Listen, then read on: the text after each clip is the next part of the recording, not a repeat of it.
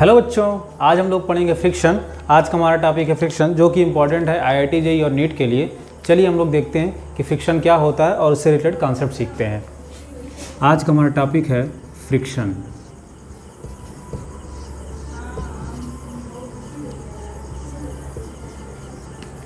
सबसे पहले हम लोग स्टार्ट करते हैं इसकी बेसिक डिफिनीशन से कि आखिर फ्रिक्शन का बेसिक डिफिनीशन क्या है।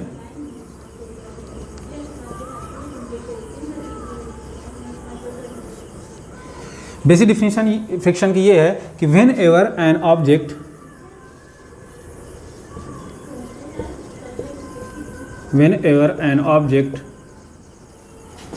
moves or tends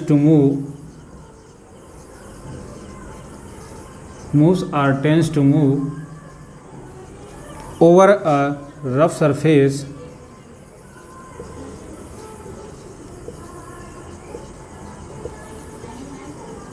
then the component of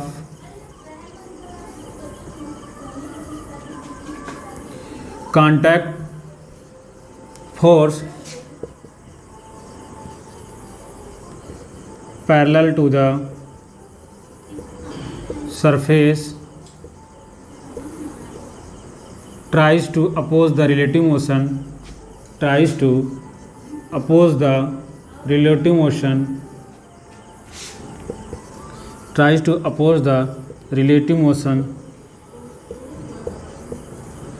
between the body and contact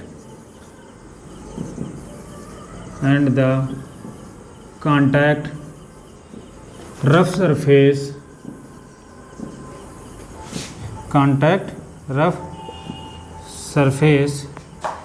This property of the rough surface is known as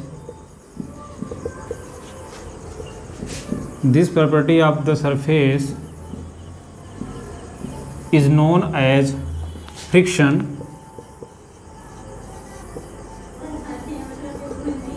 and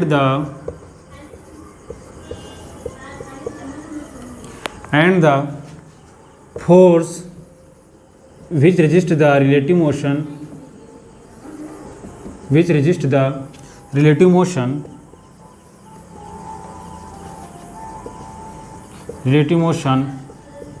between the contact surfaces is known as friction force.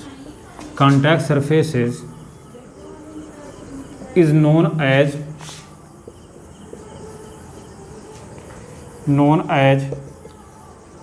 friction force. ये है इसका friction की basic definition. Basic definition में क्या कह रहा है कि जब व्हेन एवर एन ऑब्जेक्ट, जब कभी एक ऑब्जेक्ट किसी रफ सरफेस के ऊपर मूव करती है या टेंडेंसी ऑफ मोशन होता है, तो रफ सरफेस उस ऑब्जेक्ट के ऊपर एक फोर्स लगाएगा जो कि उनके बीच जो रिलेटिव मोशन हो रहा है, उनके बीच के रिलेटिव मोशन को कम करने की कोशिश कर रहा होगा या उसके बीच के रिलेटिव मोशन को इंड करने की कोशिश कर रहा होगा। चलिए हम लोग एक एग्जांपल से समझते हैं कि फ्रिक्शन की डिफिनीशन को।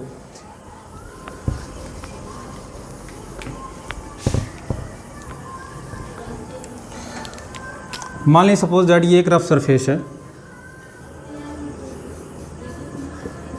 रफ सरफेस है।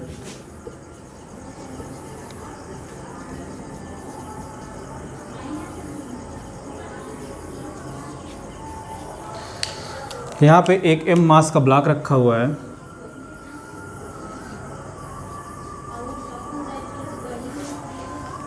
यहाँ पे एक एक्सटर्नल एजेंट है जो कि एक एक्सटर्नल फोर्स ब्लॉक पे लगा रहा है। मान लीजिए F अमाउंट का एक्सटर्नल फोर्स इस ब्लॉक पे लग रहा है। According to Newton second law के अनुसार, टेंडेंसी ऑफ रिलेटिव मोशन या direction of relative motion, according to Newton second law, direction of relative motion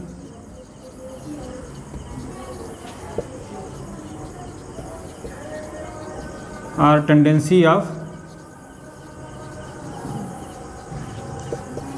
relative motion भी किस डायरेक्शन में होगा, जिस डायरेक्शन में फोर्स अप्लाइड हो रहा होगा उसी ही डायरेक्शन में डायरेक्शन ऑफ रिलेटिव मोशन और टेंडेंसी ऑफ रिलेटिव मोशन भी हो रहा होगा। ये जो direction of relative motion, tendency of relative motion है, ये क्या आया है, ये जो एफ एक्सटर्नल फोर्स लगा रहे हैं उसका ये इफेक्ट है, उसका ये क्या है, इफेक्ट है। मतलब कि इस एक्सटर्नल फोर्स जब हम क्या कहते हैं इस ब्लॉक पे लगाएंगे, जब इस एक्सटर्नल फोर्स एफ अमाउंट का एक्सटर्नल फोर्स इस ब्लॉक पे लगाएंगे तो ये ब्लॉक क्या करने की कोशिश करेगा, जिस डायरेक्शन में फोर्स लग रहा है उसी डायरेक्शन में या तो रिलेटिव मोशन करने की कोशिश, मतलब मोशन करने की कोशिश करेगा, या टेंडेंसी ऑफ रिलेटिव मोशन रखेगा। ठीक है, ये किस लॉ के अनुसार बताया गया है, NLM second law, Newton second laws of motion, Newton laws of motion second law के अनुसार कि जिस डायरेक्शन में फोर्स अप्लाई होगा उसी डायरेक्शन में रिलेटिव मोशन अगर करेगा या टेंडेंसी ऑफ रिलेटिव मोशन होगा। ठीक है, तो जब ये बॉडी क्या कहते हैं इस रफ सरफेस पे मूव करने की कोशिश करेगी या डायरेक्शन या रिलेटिव मोशन करेगा, तो रफ सरफेस इस बॉडी पे एक फोर्स लगाएगा जो कि चाहेगा कि इस बॉडी का कोई भी रिलेटिव मोशन अगर ना करे with respect to the rough surface. चलिए मैं इसका एक वो निकालता हूँ, फ्री बॉडी डायग्राम बनाता हूँ। मानिए सपोज दैट ये क्या कहते हैं M मास का ब्लॉक है, इसमें F एक्सटर्नल अमाउंट का फोर्स लग रहा है, अपवर्ड डायरेक्शन नॉर्मल रिएक्शन लगेगा, FBD ड्रा कर रहा हूँ, डाउनवर्ड डायरेक्शन में वेट लग रहा होगा। तो जिस डायरेक्शन में एक्सटर्नल फोर्स लग रहा होगा उसी डायरेक्शन में टेंडेंसी ऑफ रिलेटिव मोशन या रिलेटिव मोशन होगा, मतलब इसी डायरेक्शन में रिलेटिव मोशन होगा according to Newton second law of motion हो, ये डायरेक्शन ऑफ रिलेटिव मोशन हो गया।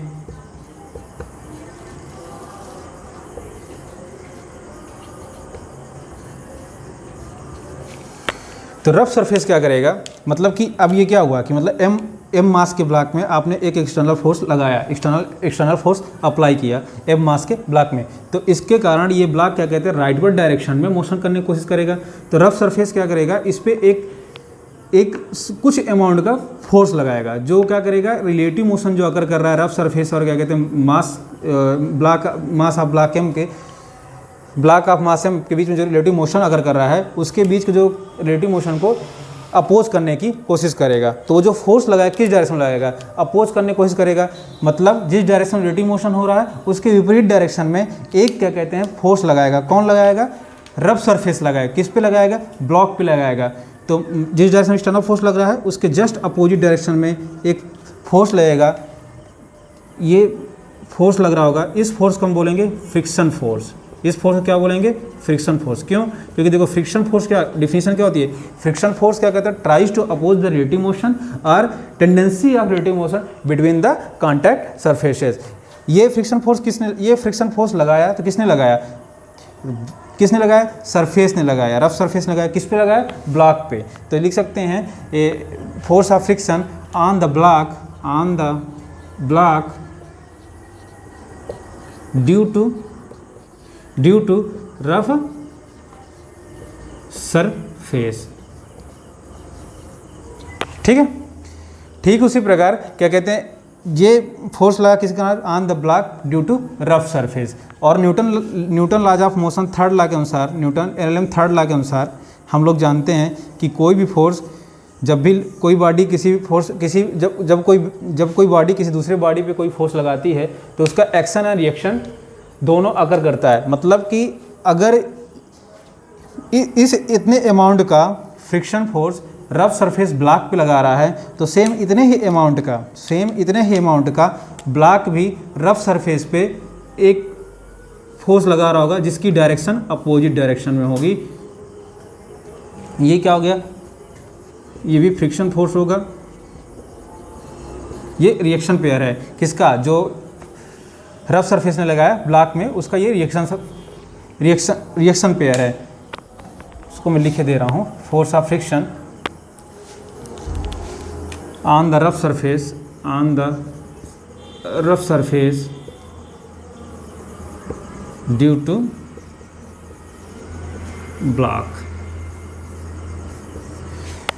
यहाँ से क्या समझ में आया कि देखिए, पहला पॉइंट ये समझ में आया कि फ्रिक्शन फोर्स कुछ नहीं करता, सिर्फ और सिर्फ उसका एक सिंगल काम होता है कि वो अपोज करता है रिलेटिव मोशन और tendency of relative motion between the two contact surfaces. For example मैं आपको प्रैक्टिकली समझाता हूँ एक चीज़। जैसे मान लीजिए सपोज दैट, मान लीजिए जो ये आपका क्या कहते हैं रफ सरफेस है, ये मेरा हैंड है, ये मेरा हैंड है, ये जो हथेली है इसका, ये क्या कहते हैं रफ सरफेस है। और ये जो बुक है, ये मान लीजिए ब्लॉक है महासिम का। मान लीजिए सपोज दैट क्या कहते हैं मैंने इस बुक को मैंने अपने हथेली पे रख दिया। अब मैं एफ अमाउंट का एक फोर्स इस ब्लॉक पे लगा रहा हूँ। तो ये क्या करेगा, ये जब मैं इसमें एफ अमाउंट का एक फोर्स लगा रहा हूँ तो ये देखिए ये बुक क्या कहते हैं स्लाइड कर रही है कि नहीं स्लाइड कर रही है। मतलब इस रफ सरफेस और इस बुक के बीच में, रफ सरफेस और बुक के बीच में रिलेटिव मोशन अकर कर रहा है कि नहीं कर रहा है? अकर कर रहा है। देखिए आप अकर कर रहा है, ये देखिए अकर कर रहा है। तो क्या होगा, फ्रिक्शन फोर्स क्या करेगा, इनके बीच में फ्रिक्शन फोर्स लगेगा। वो फ्रिक्शन फोर्स क्या करेगा, इन दोनों के बीच में जो रिलेटिव मोशन हो रहा है, उस रिलेटिव मोशन को अपोज करेगा, या ये कोशिश करेगा कि इन दोनों के बीच में कोई भी रिलेटिव मोशन अकर ना करे। तो जैसे ही मान लीजिए सपोज दैट ये ब्लॉक है, मैंने ये ब्लॉक में इसमें एफ अमाउंट का फोर्स लगाया, तो ये ब्लॉक आगे साइड मूव करने की कोशिश कर दिया। तो ये क्या चाहेगा कि ये रफ सरफेस इस पर एक फोर्स लगाएगा, चाहेगा कि ये आगे डायरेक्शन में मोशन ना करे, मतलब इन दोनों के बीच में कोई भी रिलेटिव मोशन अकर ना करे, क्योंकि रफ सरफेस तो मूव कर नहीं रहा है, सिर्फ और सिर्फ कौन मूव कर रहा है, ब्लॉक मूव कर रहा है। तो जैसे ये आगे जाएगा, जैसे सपोज ये आगे जा रहा है, तो क्या करेगा, रफ सरफेस एक फोर्स लगाएगा। किस डायरेक्शन में, जस्ट अपोजिट डायरेक्शन। जिस डायरेक्शन में लोग क्या कहते हैं एक्सटर्नल फोर्स अप्लाई किए हैं, जिस डायरेक्शन में एक्सटर्नल फोर्स अप्लाई किए हैं उस डायरेक्शन में रिलेटिव मोशन हो रहा है। तो जिस डायरेक्शन में रिलेटिव मोशन हो रहा है उसके जस्ट अपोजिट डायरेक्शन में, जिस डायरेक्शन में रिलेटिव मोशन हो रहा है उसके जस्ट अपोजिट डायरेक्शन में एक फ्रिक्शन फोर्स अप्लाइड करेगा। कौन अप्लाइड करेगा, रफ सरफेस। ओके, और Newton laws of motion third law के अनुसार ये जानते हैं कि कोई भी फोर्स अकेले एक्ट नहीं करता है। अगर मान लो कोई बॉडी किसी दूसरे बॉडी पे एफ अमाउंट का फोर्स लगा रहा है, तो दूसरा बॉडी भी उस बॉडी पे एफ अमाउंट का फोर्स लगाएगा इक्वल एंड अपोजिट डायरेक्शन में। मतलब कि ये जो रफ सरफेस है इस बुक पे एफ अमाउंट का फ्रिक्शन फोर्स लगा रहा है लेफ्टवर्ड डायरेक्शन में। तो ये बुक भी क्या करेगा, इस रफ सरफेस पे एफ अमाउंट का फ्रिक्शन फोर्स लगाएगी। किस डायरेक्शन में लगाएगी, राइटवर्ड डायरेक्शन में लगाएगी। किस लॉ के अनुसार, Newton laws of third law के अनुसार। ओके, चलिए आगे हम लोग देखते हैं। आगे हम लोग समझते हैं कि मतलब फ्रिक्शन के एकदम बेसिक एक फंडा क्या है उसको समझते हैं। मतलब पीछे हम लोग एग्जाम्पल समझने के बाद हमको फ्रिक्शन में सिर्फ एक पॉइंट याद रखना है कि फ्रिक्शन क्या करता है। Friction force oppose the, friction का मेन पर्पज़ क्या होता है, ये अपोज करता है, oppose the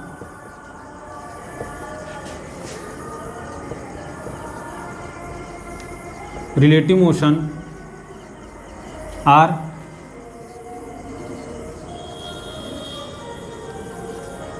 tendency of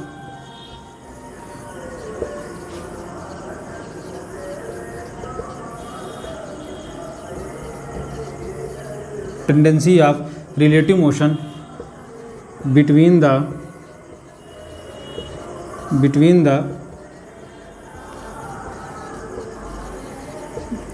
contact surfaces। Okay, दूसरा पॉइंट क्या याद रखना है, दूसरा पॉइंट सिंपल वे में क्या याद रखना है फ्रिक्शन के बारे में। दूसरा पॉइंट ये याद रखना है, it is the property of rough surface. It is the property of rough surfaces. Okay, ये दो पॉइंट हमको याद रखना है। किसके बारे में, फ्रिक्शन के बारे में। ठीक है, चलिए अब हम लोग आगे मतलब फर्दर एग्जांपल लेते हैं, उससे समझते हैं फ्रिक्शन के बारे में कि क्या कहते हैं, कौन सा फ्रिक्शन लगेगा, किस नेचर का फ्रिक्शन लगेगा, कितने अमाउंट का फ्रिक्शन लगेगा, उसके बारे में हम लोग आगे फर्दर स्टडी करते हैं वेरियस एग्जाम्पल के साथ। ठीक है, चलिए सबसे पहला एग्जाम्पल ले रहे हैं। एक एक पॉइंट समझना है धीरे धीरे। चलिए हम लोग सबसे पहला एग्जाम्पल ले रहे हैं। मान लीजिए क्या कहते हैं, ये एक रफ सरफेस है।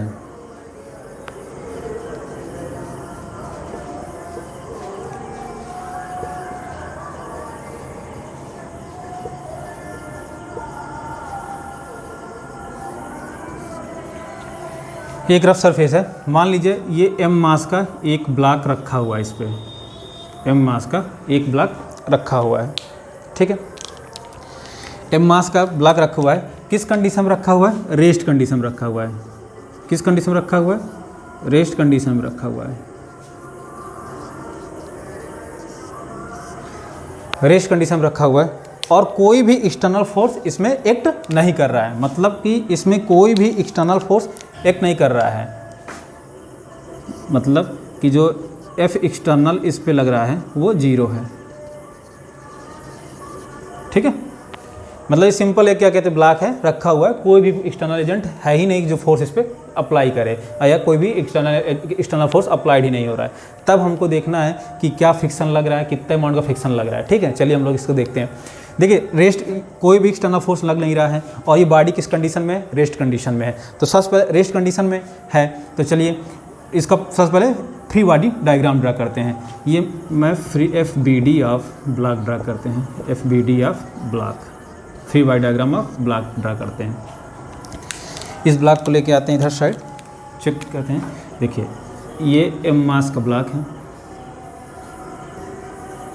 तो ये नॉर्मल रिएक्शन लग जाएगा अपवर्ड डायरेक्शन में, डाउनवर्ड डायरेक्शन में mg लग रहा है, मतलब वर्टिकल डायरेक्शन में, वर्टिकल डायरेक्शन में नो मोशन, कोई भी मोशन अगर नहीं कर रहा है। इसका मतलब है कि वर्टिकल डायरेक्शन में फोर्स क्या है? बैलेंस है, N = mg। ओके, पहला इक्वेशन तो ये निकल गया है। दूसरी बात, ये बॉडी रेस्ट कंडीशन में, रेस्ट कंडीशन मतलब क्या है? देखिए बॉडी रेस्ट कंडीशन में, इसका मतलब क्या है? ये ना तो हॉरिजॉन्टल डायरेक्शन मोशन कर रहा है और ना ही वर्टिकल डायरेक्शन मोशन कर रहा है, मतलब ना वर्टिकल डायरेक्शन मोशन है ना horizontal direction, completely rest condition में। कोई बॉडी कंप्लीटली रेस्ट कंडीशन में है, इसका मतलब क्या हुआ कि हॉरिजॉन्टल डायरेक्शन में फोर्स बैलेंस्ड है, मतलब F नेट इन x डायरेक्शन भी 0 होना चाहिए, हॉरिजॉन्टल डायरेक्शन में भी 0 होना चाहिए, और F नेट इन y डायरेक्शन भी 0 होना चाहिए।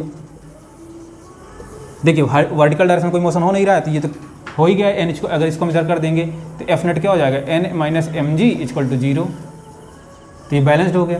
तो है ये क्राइटेरिया पूरा कर रहा है। दूसरा क्राइटेरिया ये है कि ये बॉडी हॉरिजॉन्टल डायरेक्शन मोशन नहीं कर रहा है, तो देखिए कोई भी एक्सटर्नल फोर्स नहीं लगना चाहिए। देखिए एक्सटर्नल फोर्स भी 0 है, एक्सटर्नल फोर्स भी 0 है, मतलब ये बॉडी कंप्लीटली रेस्ट पे है। जब कोई बॉडी कंप्लीटली रेस्ट में है, तब क्या कोई कंप्लीटली रेस्ट में है तो क्या कोई रिलेटिव मोशन या टेंडेंशियल रिलेटिव मोशन प्रेजेंट है? आप देखिए इसमें नहीं है। देखिए कोई, ये कंप्लीटली बॉडी किस में है? ये बॉडी कंप्लीटली रेस्ट कंडीशन में। इसका मतलब क्या है कि no tendency of relative motion,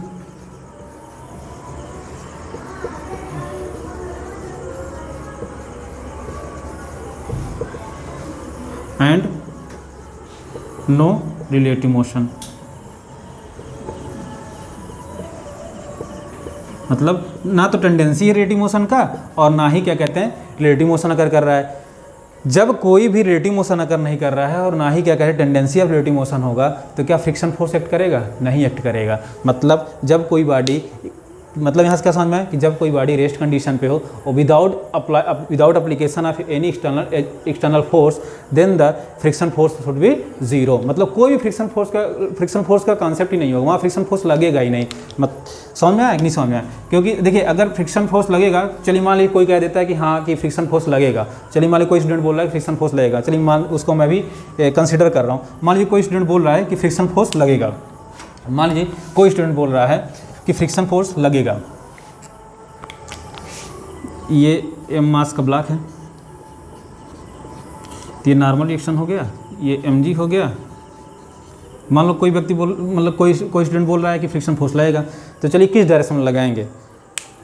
मान लीजिए कोई बोल दिया कि सर हम राइटवर्ड डायरेक्शन लगाएंगे, और अगर हम राइटवर्ड डायरेक्शन मान लीजिए फ्रिक्शन फोर्स लगा दिए, मान लीजिए चलिए मैं फ्रिक्शन फोर्स ले लिया कि राइटवर्ड डायरेक्शन में लग रहा है। कोई स्टूडेंट बोला कि सर फ्रिक्शन फोर्स लगेगा, जब बॉडी रेस्ट कंडीशन में होगी तब भी फ्रिक्शन फोर्स लगेगा, चाहे रिलेटिव मोशन हो, चाहे रिलेटिव मोशन प्रेजेंट हो चाहे ना प्रेजेंट हो, ठीक है, तब भी फ्रिक्शन फोर्स लगेगा।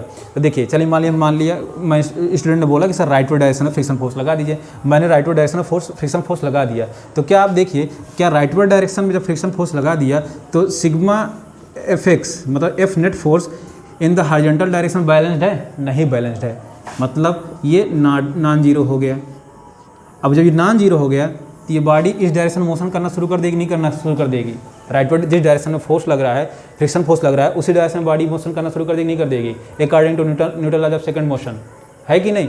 जब according to Newton law of second motion जिस डायरेक्शन में फ्रिक्शन फोर्स लग रहा है, जो कि एजम्पशन से माना कि फ्रिक्शन फोर्स लग रहा है, उसी डायरेक्शन में बॉडी मोशन करने लगेगी। और जबकि बॉडी किस कंडीशन में है? रेस्ट कंडीशन में। इसका मतलब है कि जो हमने एजम्पशन माना है वो क्या है? गलत है।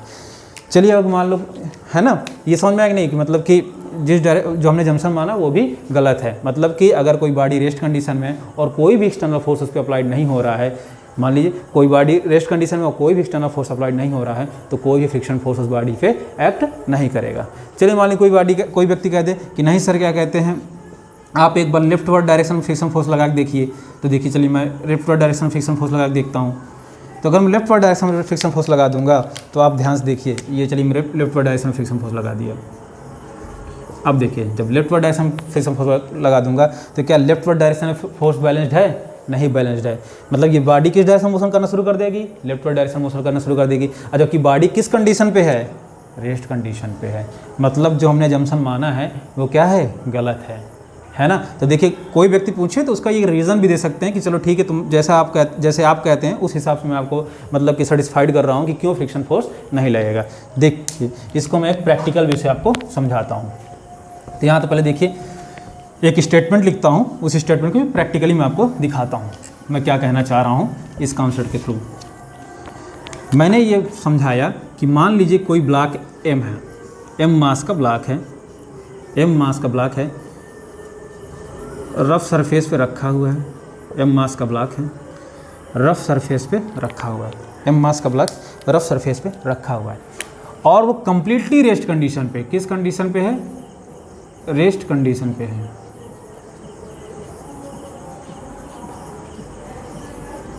और कोई भी एक्सटर्नल फोर्स उस पर एक्ट नहीं कर रहा है।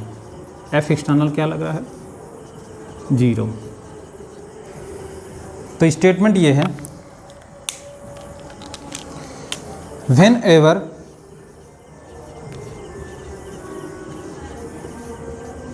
an object is in rest condition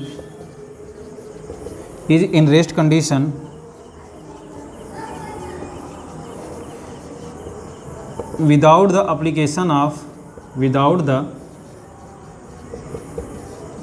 application of any external force, then the force of friction should be 0. Force of friction should be 0.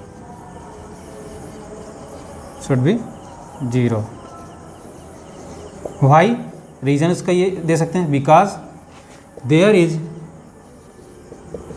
ये शासन इंजन पूछ सकता है कि मान लीजिए ये स्टेटमेंट दे दे, आपसे पूछे रीजन पूछ लें, तो शासन इंजन में ये स्टेटमेंट काम आएगा।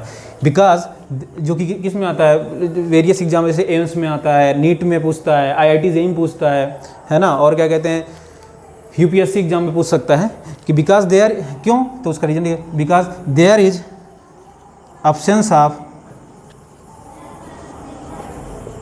रिलेटिव मोशन और tendency of relative motion. Okay, tendency of relative motion, ठीक है। चलिए देखिए, तुम प्रैक्टिकली एक बार आपको समझाता हूँ। मान लीजिए मेरा हैंड है जो कि रफ सरफेस है, ये मान लो ये रफ सरफेस है, ये मेरा हैंड है, ठीक है, ये रफ सरफेस है, और ये M मास का ब्लॉक है, ये कम्प्लीटली रेस्ट कंडीशन पे है, कम्प्लीटली रेस्ट कंडीशन पे है।